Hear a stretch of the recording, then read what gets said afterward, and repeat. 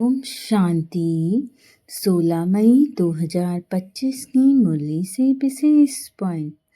पहला पॉइंट है, मीठे बच्चे, तुम्हारा लव एक बाप से है, क्योंकि तुम्हें बेहद का वर्षा मिलता है। तुम प्यार से कहते हो मेरा बाबा, अर्थात हमारा एक प्रेम मात्र परमात्मा से हो, बाकी अन्य आत्माओं से नहीं होना चाहिए। हम इस संसार में रहते हुए भी अपने उत्तरदायित्व को पूरी जिम्मेदारी से निभाएं, परंतु आप उम्मीद इस संसार की आत्माओं से मत करिए। आप उम्मीद केवल निराकार परमात्मा से करिए, क्योंकि इस संसार की आत्माएं चाहे जितनी भी अच्छी हों, परंतु वो एक लिमिट तक ही हमारी उम्मीद को पूरा कर सकती हैं। और ज़्यादातर समय तो ऐसा होता है कि जब लोगों को आपकी ज़रूरत की आवश्यकता होती है तो आप उनकी ज़रूरत पूरा कर देते हो, परंतु जब आपको अन्य आत्माओं की आवश्यकता होती है तो वो आत्माएं उस समय उपस्थित नहीं होती हैं। फिर केवल एक निराकार परमात्मा ही है जो हमारे लिए उपस्थित होता है। यदि हम उससे एक सुंदर रिश्ता बना लें तो कितनी बार ऐसा होता है कि वो बिन बुलाए आता है। इसीलिए कहते हैं कि हमारा एकमात्र लव केवल निराकार परमात्मा से हो, क्योंकि वो ही हमें बेहद का वर्षा देता है, हमारी सद्गति करता है, हमें इस कलयुग में भी संगम युग की सुख का अनुभव करवाता है और संगम युग पर पढ़ाई पढ़ा के सतयुग की राजाई देता है। संगम युग पर हमारा भाग्य इतना सुंदर बनाता है और इसी पढ़ाई के माध्यम से आने वाले हमारे 21 जन्मों का बहुत सुंदर भाग्य बनता है। तो हमें बहुत प्यार से कहना चाहिए मेरा बाबा, मीठा बाबा, प्यारा बाबा। अगला पॉइंट है, अपने आप से प्रतिज्ञा करनी है कि अभी हम सच्ची कमाई करेंगे, स्वयं को शिवालय में चलने के लायक बनाएंगे, सपूत बच्चा बनकर श्रीमत पर चलकर बाप का नाम वाला करेंगे। अर्थात हमें स्वयं से अब वादा करना है कि हमें सच्ची कमाई जमा करनी है। हमें व्यर्थ की चीज़ों में अपना समय ज़ाया नहीं करना है। हमें तो केवल परमात्मा को याद करना है। हमें वो सारे कार्य करने हैं जो श्रीमत के अनुरूप हो। जो श्रीमत के विपरीत हो, हमें उन कार्यों को करना ही नहीं है। स्वयं आत्मा को शिवालय चलने के लायक बनाना है। अर्थात क्या हम परम धाम जाने योग्य बन गए हैं? जैसे बाबा प्रेम का सागर है, तो क्या हम उसके अंश बने हैं कि नहीं, कि हम हर आत्मा से बुरी तरीके से बात करते हैं? आपका व्यवहार ही परमात्मा की प्रत्यक्षता करवाता है। सपूत बच्चा बन कर के श्रीमत पर चलना है और बाबा का नाम वाला करना है। हमें हर बार ये पूरी कोशिश करनी है कि हमारे कार्यों से बाबा का नाम ऊंचा हो, ना कि बाबा का नाम नीचा हो। हम ऐसा कोई काम ना करें जिससे बाबा के सम्मान में, बाबा के नाम में कोई कमी आए।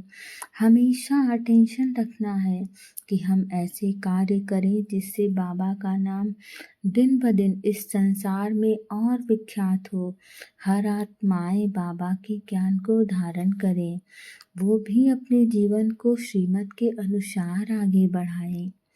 अगला पॉइंट है, रहम दिल बन तमो प्रधान मनुष्यों को सतो प्रधान बनाना है, सबका कल्याण करना है, मौत के पहले सबको बाप की याद दिलानी है।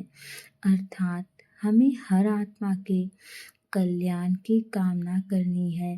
पहले तो हमें स्वयं रहमदिल आत्मा बनना है और इस संसार में जितनी भी आत्माएं हैं तमो प्रधान जो मनुष्य आत्माएं हैं, उन्हें पहले हम शतो प्रधान बन के उन्हें फिर हम शतो प्रधान बनाएंगे, जिससे हर एक आत्मा का कल्याण हो। और जब अंत समय विनाश का आए तो मौत से पहले सबको बाबा की याद दिलानी है और अंत समय से पहले हमें हर आत्मा को बाबा का परिचय देना है, जिससे अंत समय कोई भी आत्मा शिकायत ना कर पाए कि मुझे तो बाबा का ज्ञान ही नहीं मिला, मैं तो बाबा के ज्ञान से वंचित रह गया। यदि मुझे भी समय पे बाबा का ज्ञान मिल जाता तो मैं पुरुषार्थ करके अपना भाग्य ऊंचा बना लेता।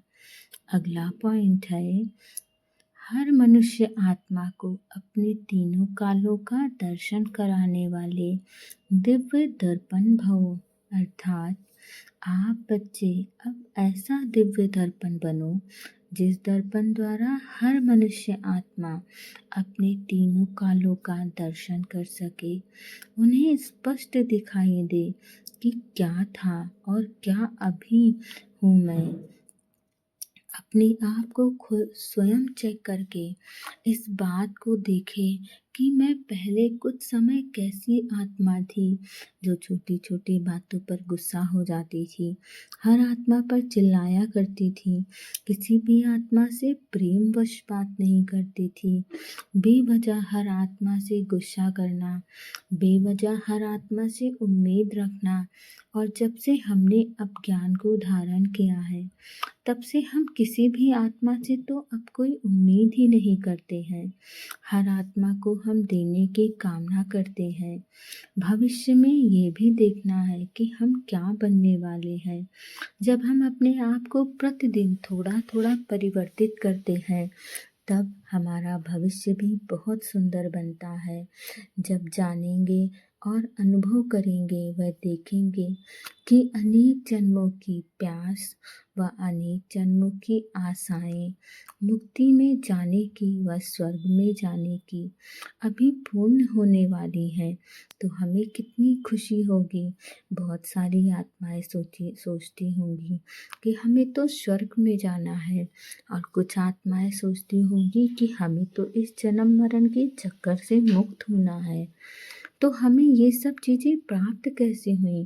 क्योंकि हमने बाबा के ज्ञान को स्पष्ट रूप से धारण किया है, अपने तीनों कालों का दर्शन करा है हमने और अन्य आत्माओं को भी हम दर्शन करवाएं तो सहज ही पाप से वर्षा लेने के लिए आकर्षित होते हुए आएंगी।